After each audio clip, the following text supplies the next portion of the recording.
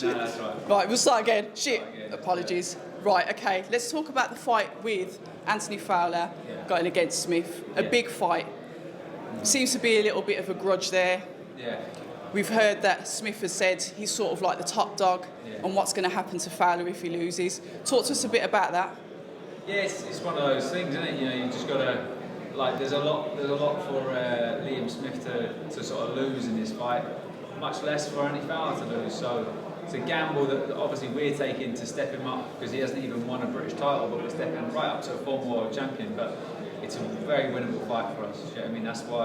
That's why we're taking it, and I think the opportunities that come off the back of it are huge and not necessarily massive for Liam Smith. If he beats Anthony Fowler, he can box Jesse Vargas. Still a guy that's been beaten at welterweight. Do you know what I mean? He's not the marquee name. He's just another name. So whereas for Anthony Fowler, if he beats Liam Smith, or when he beats Liam Smith, it's just going to catapult him into a new stratosphere. Anthony Fowler's mindset then, I'd say that he's quite relentless. He's very driven. We know that he's just come off the back of a fight. He's just had a kid and now he's walking into another fight. Talk to me a little bit about his mindset and how he separates the two and how you help that as a trainer. Yeah, well look, you know, it's all new experiences for Andy. Do you know what I mean? He's in a headline in a local derby between Smith and himself, so it's going to draw a lot of attention. He's had a kid who's also another new experience, but I think he's spent his whole life as an amateur boxer, going to the Olympics, preparing himself for these situations. So once they've come about, maybe not necessarily the kid situation, but now that obviously it's all come about, that he's more than prepared for it. And he's a very mentally strong guy with huge expectations and huge goals. So it's good. Talk to us about, obviously, your stable of fighters. You're building a nice stable. We saw the friction with Frampton at the last fight, the picture that spoke 1,000 words. I think it must have been reposted 1,000,000 times. Are you expecting that from Smith's coach? Not really.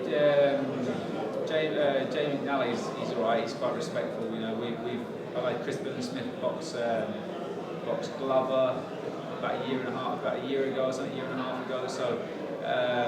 Look, there's mutual respect between the two. He used to be with Joe Gallagher, who's also I've got mutual respect for as well. So, it's fine. So how do you expect this fight to forecast? Obviously, you want your fighter to win. Predictions, probably a little bit early, but what are you expecting from your fighter on October 9? A win. Yeah, I mean, it would be bold for us to go and say that we can knock out Liam Smith because he's been in there. He's been in there with the best. He didn't get stopped by Jamie Mcguigan. He arguably lost it. Arguably won his last fight, but he lost it on a decision. As tough as they come, but I just think we're going to win.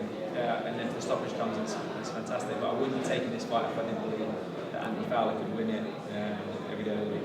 Yeah, Anthony Fowler is one of those fighters who we know works overtime, works really hard. He's a true boxer as well.